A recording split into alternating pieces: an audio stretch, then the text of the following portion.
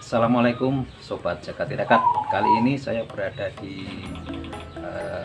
rumah Mbah Kumbara ya, Ring Kumbara. Kita akan ngobrol tentang perkutut jaringan kebak. Nah, beliau sudah lama ternak perkutut lokal alam jaringan kebak. Nah, kita simak awal mula beliau beternak bagaimana. Saksikan terus video sampai habis. Oke, terima kasih. Selamat menjelang sore, tepatnya jam 2. Terima kasih sekali dengan kesempatan suasana yang sehat walafiat, dengan cerah, tidak hujan seperti biasa. Perkenalkan, nama saya Kumbara, Ring Kumbara ataupun Facebook saya Kumbara. Sejarah kilas kaitan dengan perkutut lokal, berawal saya dari mulai belajar ternak adalah lokal alam. Lokal alam perkutut dari tangkapan alam liar, dimana perkutut itu jenisnya alam dan kebetulan betinanya adalah jaringan kebak, dimana jaringan kebak itu leher sampai tembolonnya itu ada semacam garis-garis melingkar seperti jaringan. Dan di situ berawal saya punya inisiatif, potensi ke depan adalah dimana lokal alam ini banyak yang diburu, banyak yang dicari, ya, sehingga notabene adalah lokal alam dari kebak, dimana di alam ataupun di pasaran bebas pada umumnya adalah jaringan kebaknya kurang begitu maksimal karena banyak kriteria pecinta dengan belahan dada di tengahnya itu dicabut, ya, sehingga akan terlihat seperti jaringan kebak. Nah, dan di sini saya memulai dari sekitar hampir 3 tahun.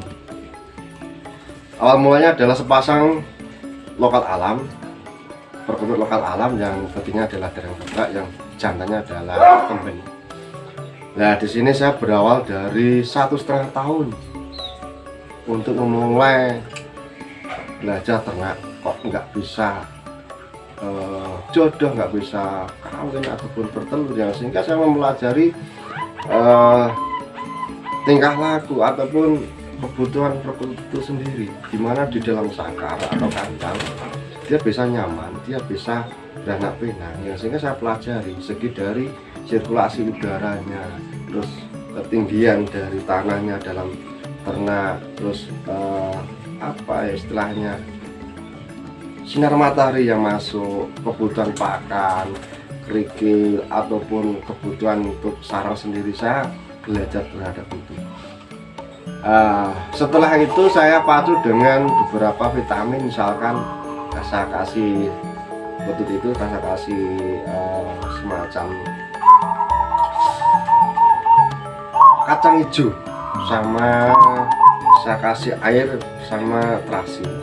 Nah, itu saya lolos semuanya. Terus akhirnya itu lambat laun sejenis perkutut lokal itu dan kebak yang betina dan jantan itu mau tumbuh.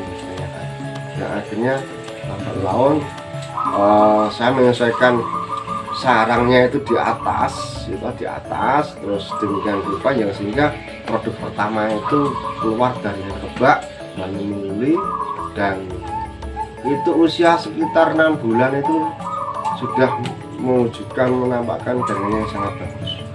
Dan sampai sekarang alhamdulillah di tahun 2022 ini tadi sudah kita lihat bersama-sama, itu hampir kisaran 15-an sampai 17 kali produk, dimana produk itu tidak semuanya jaringan kebak, ada yang kemben, ada yang biasa, ada yang jaringan yang bagus hampir menyerupai seperti Mojopahitan. Tapi alhamdulillah dari segi produk itu semuanya berjalan dengan lancar. Tapi alhamdulillah juga ada kendala-kendala di lapangan, seperti contoh kemarin saya kasih ketan hitam yang notabene dari sawah, ketan hitam yang ditanam di sawah itu justru malah kurang bagus, yang sekarang saya ganti dengan ketan hitam ditanam di lahan tegalan. Dan sehingga sekarang ini alhamdulillah Bina sendiri sudah melihat, sudah produk, samping kanan dan kiri sudah produk semua. dengan ketan hitam.